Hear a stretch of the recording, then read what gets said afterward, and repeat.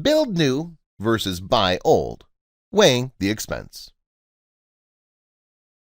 Once over the sticker shock of the cost of new construction, homeowners typically ask themselves, wouldn't it make more sense to just sell my home and buy something else? The real answer to that is maybe. So let's compare. Something else doesn't always mean something better. As when buying a used car, with used comes unknowns. And sticker shock also exists with repairs or renovations. You'll also be limited by certain existing conditions like poor layout, low ceiling heights, and inefficient utility systems. And older homes were not built to today's standard.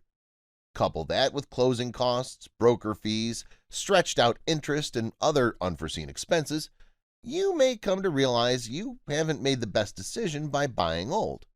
And much like buying a brand new car versus a used one, you may not be benefiting from today's current technologies, modern efficiencies, and smarter design strategies. So, in the end, it depends on your needs and goals, and careful, realistic math spanning the life of your loan. Contact us for help weighing the expense. Learn more at builtbyfit.com.